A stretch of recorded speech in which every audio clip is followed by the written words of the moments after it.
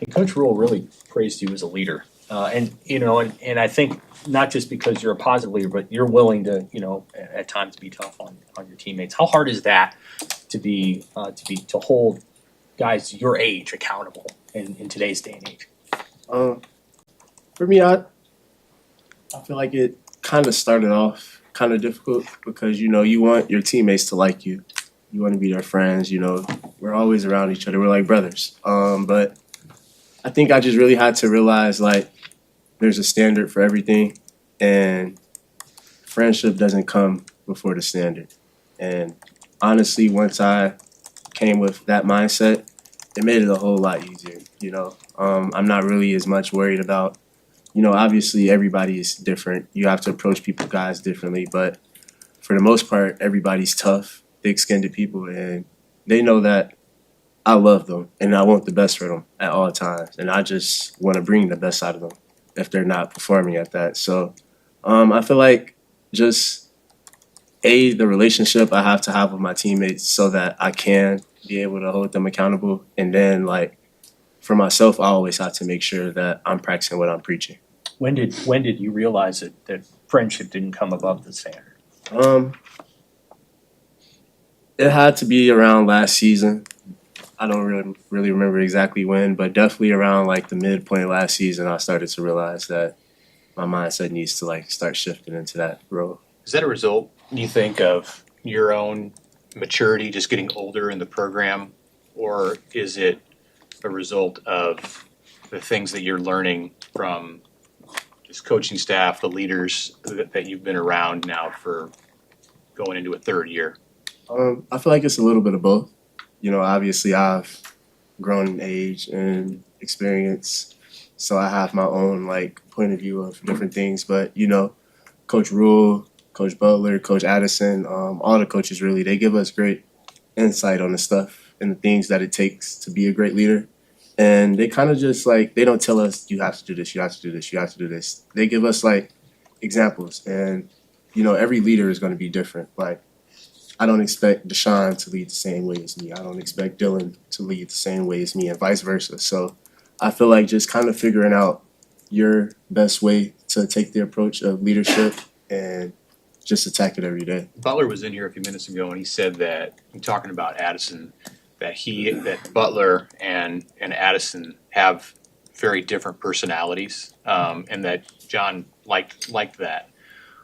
In what way? I mean, you played for both of them now as position coaches. In what way? Like, how do you see them as different?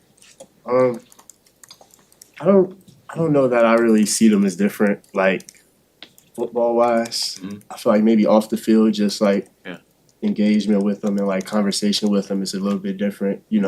Obviously Coach Addy's a little bit closer to our age, and he relates with us a little bit better. But they both love football and they love their jobs. And, every day I feel like any DB could come in the room and say this.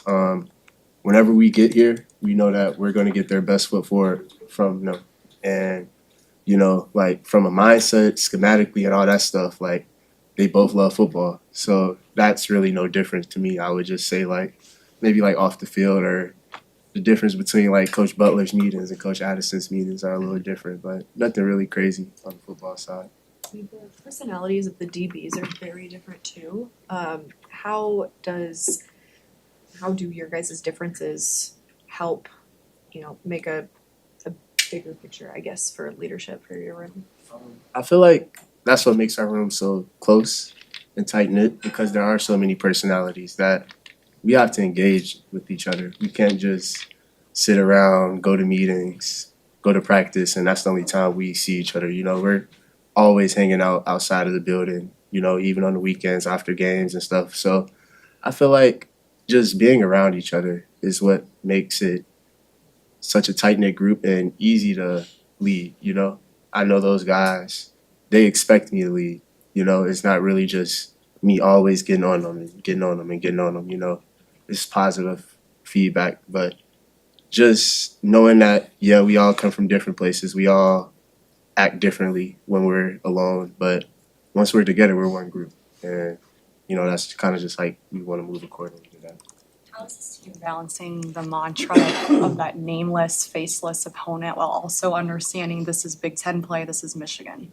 I feel like that's kind of been our motto since the season has started. You know, this is just the first week that we've actually like made it a actual physical name of something we were doing. But shoot, since we started week 1 with Cincinnati, we weren't really worried about, the name or who they are. Always have a healthy respect for our opponent and making sure that we know anything and everything about them and how they play. But at the end of the day, it's football, and they're just another person across. It doesn't really matter who they are. Hey, Butler was talking about how one of the changes from last year's pass defense to this year's is where you guys have your eyes. Last year was more on the quarterback. This year it's more on your man. How do you feel like that's improved or changed the way you guys cover the pass? Honestly, just emphasis on it during the offseason. We really coached it really hard that if we're in man-to-man coverage, your eyes need to be on your man. And it seems simple, but the game's moving fast, people are moving around, it's easier to get your eyes somewhere they're not supposed to be. And just everybody making sure that they take accountability for themselves, that your eyes are always in the right place. That way everybody can fly around the field and it looks better. Has it changed? I mean, have you guys improved your pass defense as a result? I think so. I'd say so for sure. You played alongside Ernest Hausman in 2022, and now you're both captains of your respective teams. But what does he do specifically well that's going to provide a challenge for Nebraska's offense? Honestly, I have the most confidence in our offense. And, I haven't really watched a lot of their defense. Ernest was a great player when he was here, but he was also, a freshman.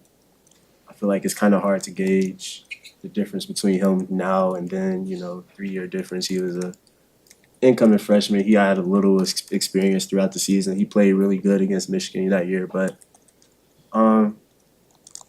if you ask me, I always got our offense over anybody. So that's my answer for that. For you personally, you didn't get to play last time Michigan was here. I know you were on the sideline for that game, but is there any extra emotion watching that game from the sideline and motivating you this week?